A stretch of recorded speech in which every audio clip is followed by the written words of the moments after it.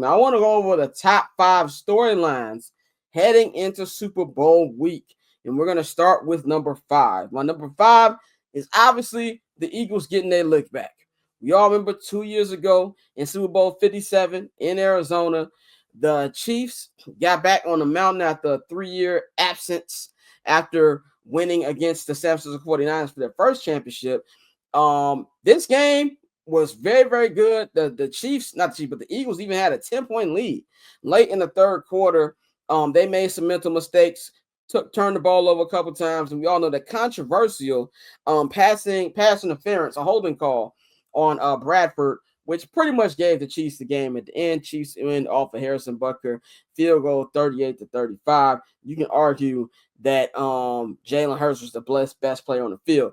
This Eagles team, they've got a lot of the roster still the same, some different parts. Obviously, the biggest difference is Mr. Saquon Barkley is on the team. Got Jalen Carter, who they drafted, Nolan Smith, who they drafted. There's no Jason Kelce, even though I'm pretty sure there will be enough shots of him during that game that you would think he's still on the damn team. But this is really something where we're going to see, can the Eagles do what the San Francisco 49ers were not able to do last year, and that's get their lick back. I think we're going to be talking about the Eagles a lot in this show because I really want to give love to that franchise. This is their 3rd Super Bowl appearance in the last 8 seasons. If they win in 9 days, they'll be 2-1 of that. And just everything they built over there, from the ownership, Jeffrey Lurie, to the general manager, Howie Roseman, from the drafting, the scouting department, just everything. They have been a model franchise. And I don't think that everybody said it's going to be a boring Super Bowl, which I don't understand why people would say that. Philadelphia is, they don't play the way the Chiefs play, but it's something where I would not be surprised if they found a way to win this game. And I think it's going to be very competitive, and it's going to mirror the game 2 years ago, man. So that's my first storyline is, can the Eagles get their lick back? Dante, what do you think about the Eagles, making their way back here after a 2-year absence and them trying to get their lick back from the Chiefs? I think it's a testament to quality roster building. This is something we looked at when we saw Ian Cunningham come over to the Bears, and the fact that he helped build this roster, and they, I think another thing and this is really more so me and a lot of other people who want to see quarterbacks play a certain way. We really disrespect Jalen Hurts. Like, I know he had his spurt where he was turning the ball over a lot, but he is a good quarterback. He's more of a game manager than a guy who's going to go out there and win the game for you. But a lot of us act like he can't throw the ball, and that's simply not true, So I think with everything they have in place, I don't think they're going to get their lick back. But I think you have a situation where this team is going to be around for a very long time. And this year was just a testament to how good this roster is. Because you got to remember, for a lot of the season, the talk around Philadelphia, you would think that they were like a 500 team. I mean, they ran off like 8 or 9 straight, and people were just talking about is Jalen Hurts and Sirianni, is their relationship beyond repair, and all type of shit like that. Meanwhile, Saquon's, like we said, damn near setting the rushing record. So, I mean, this is a team that they've been good for a while. We've seen them go through quarterbacks, but still be able to compete, still compete in that division, still make the playoffs. And like you said, now here we are trying to get your lick back 2 years after losing to Kansas City in the Super Bowl.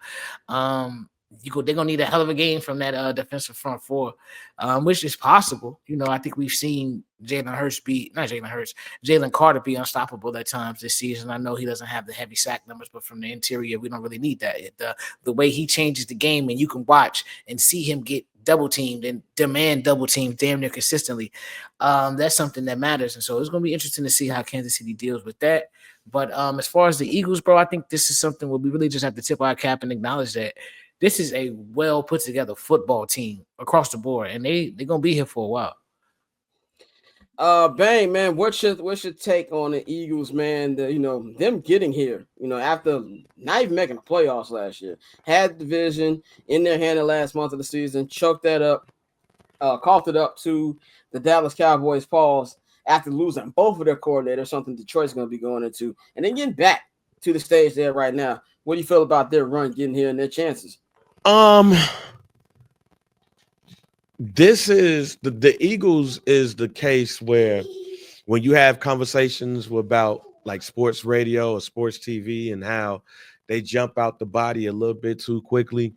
When you look at the beginning of the season, they wanted Nick Sirianni fired. People was talking about Jalen Hurts and shit.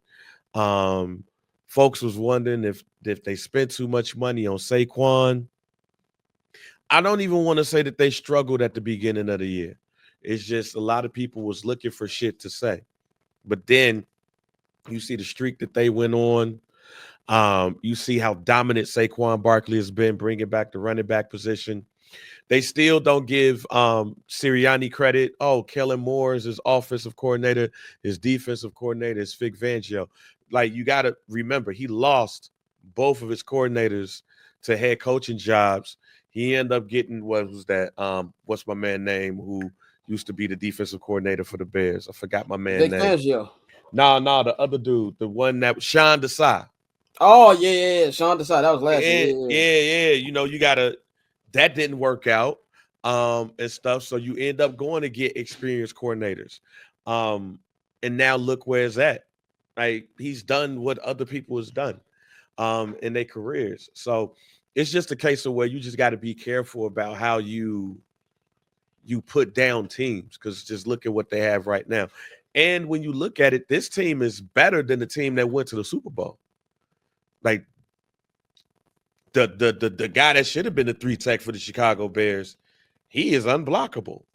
They're younger, they're more physical. Their defensive backfield is better. The running back situation, of course, is better. Their offensive line is still tight.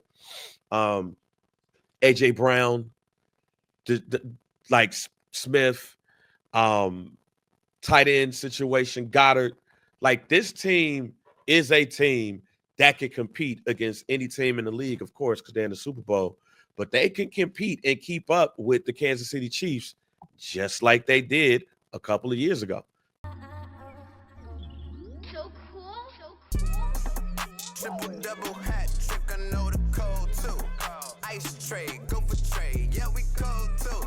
Getting paper on these player haters, old news, money on the other line, so I'm not gonna hold you. Money on the other line, so I'm not gonna hold you. Money on the other line, so I'm not gonna hold you. Money on the other line, so I'm not